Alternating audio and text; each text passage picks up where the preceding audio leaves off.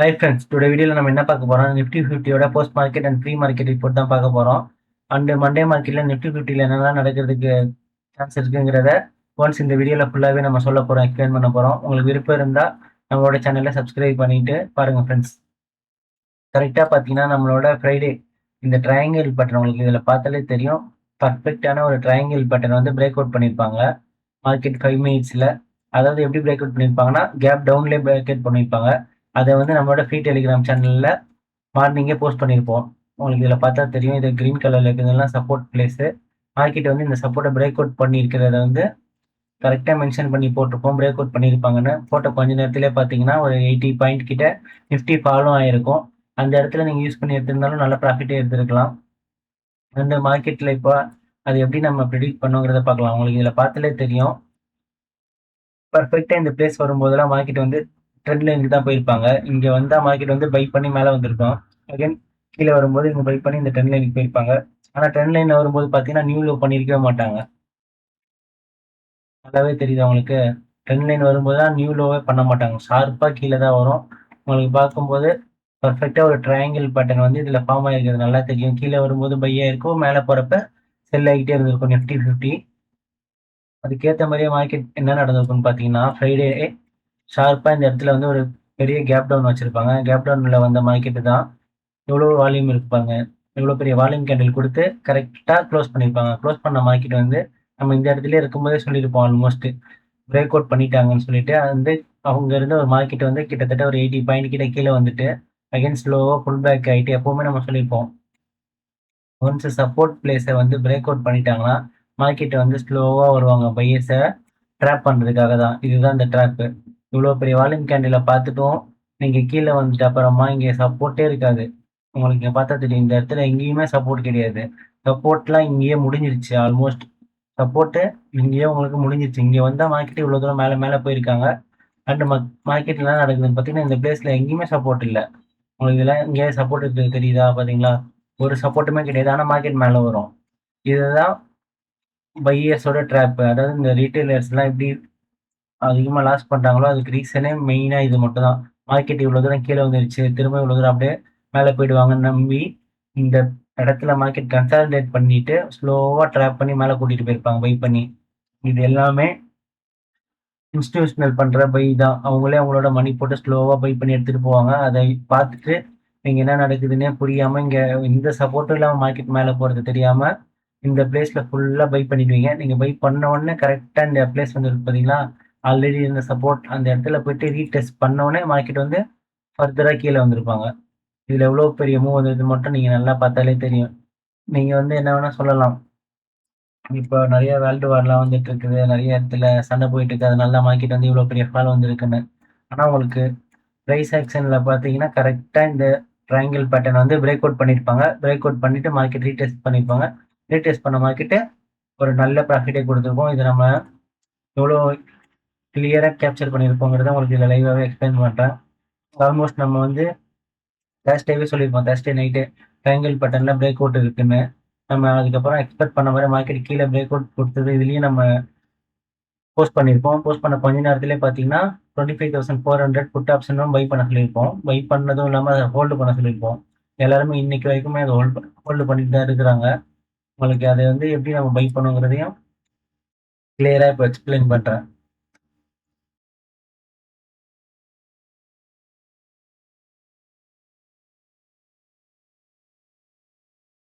உங்களுக்கு இதில பார்த்தாலே புரியும். மார்க்கெட் வந்து இந்த பிளேஸ் வரும்போதெல்லாம் நல்லாவே பை ஆயிருக்கும்.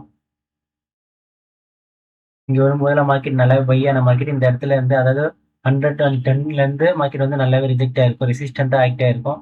பட் மார்க்கெட் வந்து கரெக்ட்டா அன்னைக்கு கேப் அப்ல ஓப்பன் பண்ணியிருப்பாங்க. கேப் அப்ல ஓப்பன் பண்ண மார்க்கெட்டு இந்த பிளேஸ் வரும்போதெல்லாம் ரிஜெக்ட் ஆகுறது வந்து நல்லாவே நோட் பண்ணியிருந்தோம். அத நோட் பண்ணி தேர்ட் டைமா திரும்பவும் இந்த பிளேஸ்ல ரிஜெக்ட் ஆனது நல்லாவே தெரிஞ்சுது. பட் நிஃப்டில பார்த்தீங்கன்னா, ஒரு பெரிய பேட்டர்னே பிரேக் அவுட் ஆயிருக்கும். Triangle pattern. ஸோ புட் ஆப்ஷன்ல தான் நம்மளோட ஃபோக்கஸ் இருக்கணும்னு சொல்லிட்டு இதில வெயிட் பண்ணி பார்த்துட்டு இந்த பிளேஸ்ல எங்கேயுமே பை பண்ணாம வெயிட் பண்ணி மார்க்கெட் இங்கேருந்து கீழ வரும்போது 146ல தான் பை பண்ணியிருப்போம். அதாவது இங்க ஒரு ப்ரீவியஸா சப்போர்ட் இருக்கும். உங்களுக்கு தெரியுதா?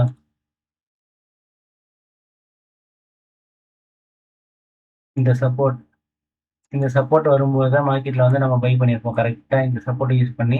ஸோ நான் பை பண்ண கொஞ்ச நேரத்தில் பார்த்தீங்கன்னா ஒரு 180 வரைக்கும் மார்க்கெட் போயிருக்கும். ஆனாலும் நம்ம இந்த ட்ரேடை ஹோல்டு தான் பண்ண சொல்லியிருக்கோம். ஏன்னா மார்க்கெட்ல வந்து ஒரு கண்டிப்பா ஒரு பெரிய மூவ் வரதுக்கு சான்சஸ் வந்து அதிகமாவே இருந்தது. அதனால நம்ம இந்த ட்ரேட ஹோல்ட் பண்ணியிருப்போம். மார்க்கெட் எவ்வளோதான் மேல போனாலும், நம்ம இந்த ட்ரேட குடுக்கும்போதே நோட் பண்ணியும் போட்டிருப்போம். ப்ரீவியஸா இந்த ரெசிஸ்டன்ட்ட வந்து மார்க்கெட் பிரேக் பண்ணிட்டதுனால, இந்த பிளேஸ்க்கு மார்க்கெட் வரும். அண்டு ஹோல்டு பண்ணா கண்டிப்பா ஒரு பெரிய ப்ராஃபிட்டே வருங்கிறத நோட் பண்ணி போட்டிருப்போம். அதே மாரி பார்த்தீங்கன்னா, மார்க்கெட்ல அதே பிளேஸ்ல ஷார்ப்பா வந்து சப்போர்ட் எடுத்திருப்பாங்க. நம்ம போட்ட அந்த சப்போர்ட்ல இங்க வந்து சப்போர்ட் எடுத்த உடனே மார்க்கெட் பார்த்தீங்கன்னா, கன் ஃபுல் அண்ட் ஃபுல் ஒரு அக்ரெசிவான பையர்ஸ் வந்திருப்பாங்க. வந்து மார்க்கெட்ட வந்து திரும்ப இந்த டேப் தான் உங்களுக்கு பார்த்து தான் தெரியும். First time, second time, third time. Third time வந்து இங்க வந்து ரிஜெக்ட் ஆயிட்டு, மார்க்கெட் ஸ்லோவா கீழ வந்திருக்காங்க. இப்ப நம்ம எப்படி இந்த இடத்துல நம்ம டிரா பண்ணோமோ, அதே மாரி உங்களுக்கு இதுல பார்த்தா புரியும்னு நெனைக்கிறேன் இப்போ. இந்த இடம் வந்து ரெசிஸ்டன்ட்டா இருக்கும்போது மார்க்கெட் மேல போயிட்டு திரும்ப சப்போர்ட் எடுத்தாங்கல்ல, அதே மாரி தான். மார்க்கெட் வந்து ஆல்மோஸ்ட் 200 வரும்போது ரெசிஸ்டன்ட்டா ஆக்ட் ஆயிருக்கு. இந்த ஸ்ட்ரைக் பிரைஸ்ல. ஸோ இந்த ஸ்ட்ரைக் பிரைஸ்ல அதே மாரி பார்த்தீங்கன்னா, என்னதான் மார்க்கெட் மேல போனாலும் இங்கேயும் ரிஜெக்ட் ஆயிருக்கும். Third time. அண்ட் ரிஜெக்ட் ஆன மார்க்கெட்டு அகைன் 200ல வந்து சப்போர்ட் எடுத்திருப்பாங்க. இது வந்து ஒரு சப்போர்ட். நீங்க என்ன நினைப்பீங்க? அதாவது ரீட்டெய்லர்ஸ் ஆல்மோஸ்ட் ஃபுல்லாவே முடிஞ்சிட்ட அப்புறமா இந்த கேண்டில்லாம் ஃபுல்லா முடிஞ்சிட்ட அப்புறம் இந்த டாப்ல போய் பை பண்ணியிருப்பீங்க. பயந்து போயிட்டு நம்மள விட்டுட்டு மார்க்கெட் இன்னும் மேல போயிடும்னு. நீங்க பை பண்ண உடனே மார்க்கெட் ஸ்லோவா கீழ வந்து சப்போர்ட்ல தான் மார்க்கெட் வந்து முடிஞ்சிருக்கும். இது எதுவுமே தெரியாம திரும்பவும் நீங்க பை பண்ணத எக்ஸிட் பண்ணியிருப்பீங்க. மார்க்கெட் அகைன் மண்டே மார்க்கெட் பார்த்தீங்கன்னா, கண்டிப்பா இது ஒரு கேப் அப் ஓப்பன் பண்றதுக்கு வந்து சான்ஸ் அதிகமாவே இருக்கும். ஏன்னா உங்களுக்கு இப்போ என்ன நடந்துட்டு இருக்குன்னு உங்களுக்கே தெரியும்.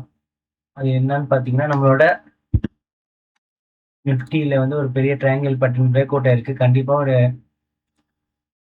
கேப் டவுன் தான் வரதுக்கு சான்சஸ் வந்து ரொம்பவே அதிகமா இருக்கும். அண்ட் உங்களுக்கே தெரியும், நெறைய வார் போயிட்டு இருக்குது. அந்த வார் டென்ஷன்ல கூட மார்க்கெட்ல வந்து ஒரு பெரிய கேப் டவுன் வரதுக்கு சான்சஸ் இருக்கும். நிஃப்டி 50ல. அது எவ்வளோ தூரம் வரும்னு பார்த்தீங்கன்னா, ஆல்மோஸ்ட் இந்த சப்போர்ட் வரைக்கும் வரதுக்கு சான்சஸ் இருக்கும். எனக்கு தெரிஞ்சு இதுவே கொஞ்சம் கம்மி தான். ஆல்மோஸ்ட் 200 பாயிண்ட்டுங்கிறதே நிஃப்டி 50ல கேப் டவுன் வரது கம்மி தான். இந்த பிளேஸ்க்கு வரதுக்கு சான்சஸ் இருக்கும். 24,800 சம்திங் கிட்டயும் மார்க்கெட் வரலாம். ஏன்னா மார்க்கெட் வந்து எப்பவுமே ஒரு டபுள் டாப் பண்ணிட்டு தான் மார்க்கெட் மேல போகும். இந்த பிளேஸ்ல பெருசா வந்து திரும்பவும் ரீடெஸ்ட் ஆன மாரியே தெரியல. ஸோ மார்க்கெட் இங்க வரதுக்கும் வந்தாலுமே கேப் டவுன்ல வந்ததுனாலுமே அதுக்கும் சான்சஸ் அதிகமா இருக்கும். பட் மார்க்கெட் என்ன நடந்திருக்குன்னு நீங்க கரெக்ட்டா பார்த்தீங்கன்னா, இந்த பிளேஸ் வரும்போதெல்லாம் சப்போர்ட் எடுத்திருக்கும். 1, 2 இப்போ 3 டைமா இங்க வந்து கரெக்ட்டா சப்போர்ட்டும் எடுத்திருக்காங்க. இது உங்களுக்கு பார்த்தாலே தெரியும். மார்க்கெட் என்னதான் மார்க்கெட் கீழ வந்திருந்தாலும், நெக்ஸ்ட் வீக்ல திரும்பவும் ஒரு ஷார்ட்டா ரிகவர் பண்றதுக்கும் சான்சஸ் அதிகமா இருக்கும். அந்த டைம்லயே நம்ம ஒரு பை என்ட்ரி எடுத்து கண்டிப்பா ப்ராஃபிட் பண்ண தான் ட்ரை பண்ணுவோம். உங்களுக்கு விருப்பம் இருந்தா நம்மளோட சேனல சப்ஸ்கிரைப் பண்ணிக்கோங்க. அண்ட் நம்மளோட ஃப்ரீ டெலிகிராம் சேனலோட லிங்க் டிஸ்கிரிப்ஷன்ல குடுத்துருக்கேன். உங்களுக்கு விருப்பம் இருந்தா ஜாயின் பண்ணிக்கோங்க ஃப்ரெண்ட். அண்ட் நம்ம இந்த வீடியோல வந்து ஆல்மோஸ்ட் இதுவும் போஸ்ட் பண்ணியிருப்போம். நம்ம புட் ஆப்ஷன் வந்து பை பண்ண சொன்ன கொஞ்ச நேரத்திலேயே, கால் ஆப்ஷன் என்ன நடக்குறதுங்கிறதையும் நம்ம போஸ்ட் பண்ணியிருப்போம். இதில பார்த்தாலே உங்களுக்கு தெரியும். கால் ஆப்ஷன் வந்து டவுன் சைடு வந்து பிரேக் அவுட் பண்ணியிருப்பாங்க. அதையும் மென்ஷன் பண்ணியும் போட்டிருப்போம். டவுன் சைடு வந்து பிரேக் அவுட் ஆயிடுச்சு. நெறைய பேர் வந்து நம்ம என்னதான் புட் ஆப்ஷன்ல இவ்ளோ டீட்டெயிலா புட் பேட்டர்னே பிரேக் அவுட் ஆயிடுச்சு. பிரேக் அவுட் ஆன மார்க்கெட் கீழ போகும்னு மென்ஷன் பண்ணி சொன்னாலுமே, கால் ஆப்ஷன் பை பண்ணலாமான்னு வந்து மெசேஜ் பண்ணிட்டு இருக்கீங்க Instagramல. அதுதான் எனக்கு ஒண்ணுமே புரியல. அதனால தான் நான் இந்த ஸ்கிரீன்ஷாட்ட எடுத்து உங்களுக்கு போஸ்ட்டே பண்ணுனேன். நெறைய பேருக்கு இன்னுமே புரிய மாட்டேன்து. எதனால நம்ம பை பண்றோம்? எதனால நம்ம செல் பண்றோம்னே தெரியாம நீங்களா ஒண்ணு மார்க்கெட் இவ்வளோ தூரம் கீழ வந்துட்ட அப்புறமாவும் பை பண்ணி மார்க்கெட் மேல போயிடும்னு நெனைக்கிறீங்க. நீங்க ஒரு ஆள் பை பண்ணா மட்டும் மார்க்கெட் வந்து மேல போயிட போறதில்ல. ஸோ எல்லாருமே எந்த சைடு எந்த ட்ரெண்ட்ல போறாங்களோ, அவங்க கூடவே நீங்க முடிஞ்ச வரை ட்ரெண்ட் ஃபாலோ பண்ணி போங்க. மார்க்கெட் ஃபுல்லாவே டவுன் ட்ரெண்ட்ல போயிட்டு இருக்கு. ஆனா நீங்க பை பண்ணணும்னு நெனைக்கிறீங்க. அது மட்டும் எப்பவுமே பண்ணாதீங்க. டைரக்ஷனுக்கு ஆப்போசிட்ல போகவே கூடாது. உங்களுக்கு புட் ஆப்ஷன்ல இந்த மாரி நடக்கும்போது, ஷார்ப்பா கால் ஆப்ஷன்லாம் நடந்திருக்கிறதையும் இப்போ வந்து கிளியரா எக்ஸ்பிளைன் பண்றேன். உங்களுக்கு இதில பார்த்தாலே தெரியும். கால் ஆப்ஷன் என்ன நடந்திருக்குன்னு பார்த்தீங்கன்னா, இந்த இந்த ட்ரெண்ட் லைன் தான் ஞாபகம் வச்சுக்கோங்க இது. இந்த ட்ரெண்ட் லைன் வரும்போது என்ன நடந்திருக்கு? இந்த ஸ்ட்ரைக் பிரைஸு கீழ தான் வந்திருக்காங்க. இதில பார்த்தா தெரியுதா உங்களுக்கு? ஃபர்ஸ்ட்டு வந்து 400 நெக்ஸ்ட்டு 380 நெக்ஸ்ட்டு 280 அதுக்கப்புறம் 200 அண்டு 170 ஒரு டைம் கூட ஒரு ஹைய வந்து பிரேக் பண்ணவே இல்ல மார்க்கெட். பட் லோவும் வந்துட்டே இருக்காங்க. நியூ லோ வச்சுக்கிட்டே இருக்காங்க. நியூ ஹையும் வைக்கவே இல்ல. இதில் உங்களுக்கு பார்த்தாலே நல்லா கிளியராக தெரியும். ஒரு ஒரு டைம் ஹை போகிறப்பையும் ப்ரீவியஸ் ஹையை பிரேக் பண்ண முடியாமல் மார்க்கெட் வந்து கீழே வந்துக்கிட்டே இருந்தாங்க. பட் இந்த டைம் வந்து கரெக்டாக இந்த மாதிரி சப்போர்ட் எடுத்துகிட்டு இருந்த மார்க்கெட்டு இந்த பிளேஸ் போயிட்டு ரிஜெக்ட் ஆகும்போது கேப் டவுனில் ஃபஸ்ட்டு டைமாக இந்த கீழே இருக்க ட்ரெண்ட் லைனை வந்து எவ்வளோ ஸ்ட்ராங்காக க்ளோஸ் பண்ணியிருக்காங்க பாருங்கள். கேண்டில் இவ்வளோ ஸ்ட்ராங்காக ஒரு கேண்டில் க்ளோஸ் பண்ணி இந்த பேட்டர்ன்லேருந்து இது வந்து கரெக்டாக பார்த்தீங்கன்னா ஒரு இதுவும் ஒரு ட்ரையாங்கிள் பேட்டர்ன் இல்லை ஃபாலிங் வெஜ்ஜின்னு கூட நீங்கள் சொல்லலாம். இந்த பேட்டர்ன் வந்து பிரேக் அவுட் பண்ணிட்டு இவ்வளோ ஸ்ட்ராங்கான ஒரு செல் கேண்டில் வந்து க்ளோஸ் பண்ணிட்டாங்க. ஸோ இதுக்கு மேலேயும் நீங்கள் இதில் வந்து பை பண்ணி மார்க்கெட் மேலே போகுதுன்னு நினைக்கிறீங்க. அது எப்படி போகும்னு எனக்கு எதுவும் தெரியல. பட் இதை நான் அதனால தான் உங்களுக்கு இதை போஸ்ட்டும் பண்ணியிருப்பேன். கால் ஆப்ஷன் யாருமே பை பண்ணக்கூடாதுங்கிறதுனால மட்டும்தான் இதை போஸ்ட் பண்ணியிருப்பேன். அதுக்கேற்ற மாதிரியே பார்த்தீங்கன்னா மார்க்கெட் இந்த இடத்துல சின்னதாக ஒரு குட்டி கன்சால்டேஷன். இதுக்கு பேர் வந்து கன்சால்டேஷன். ஆனால் இது வந்து ஒரு பெரிய பையின்னு வேறு நினச்சிட்டு இருக்கீங்க நிறைய பேர். இதில் நீங்கள் ஒரு சின்னதாக ஒரு பாக்ஸ் மாதிரி போட்டு பார்த்தீங்கன்னு வச்சுக்கோங்க, மார்க்கெட் இந்த பாக்ஸ்குள்ளேயே தான் ட்ராவல் ஆகும். இவ்வளோ பெருசாக மார்க்கெட் கீழே வந்தது.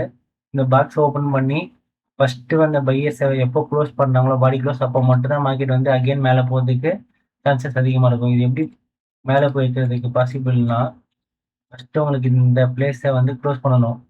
ஃபஸ்ட்டு வந்த பையர்ஸை வந்து full and full body close பண்ணி மார்க்கெட் அதுக்கப்புறம் மேலே போனால் மட்டும்தான் இங்கே இருக்கிற மார்க்கெட் இப்படி போகும். அண்ட் இந்த ட்ரெண்ட் லைனை கட் பண்ணி மார்க்கெட் வால்யூமாக மேலே போகிறதுக்கு சான்சஸ் இருக்கும்.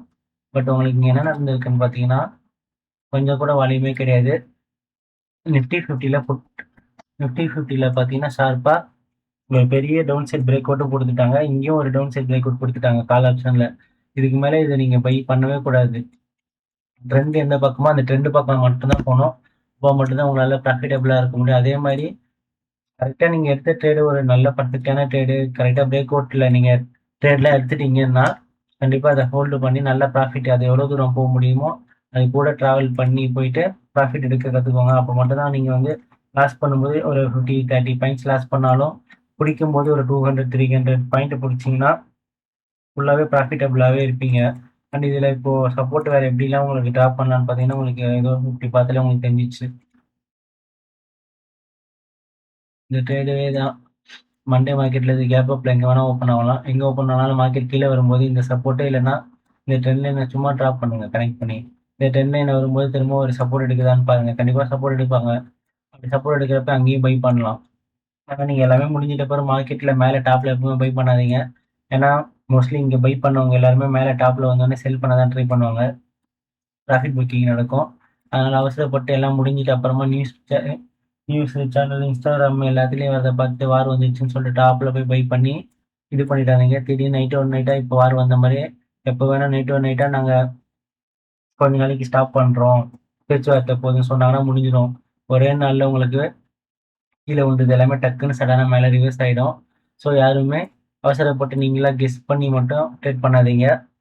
அந்த நியூஸ் சேனலில் வரதை பார்த்துலாம் ட்ரேட் பண்ணவே பண்ணாதீங்க. நீங்களாம் கரெக்டாக அனலைசிஸ் பண்ணி ட்ரேட் பண்ணுங்கள். அப்போ தான் நீங்கள் ப்ராஃபிட்டபுளாக இருக்க முடியும்.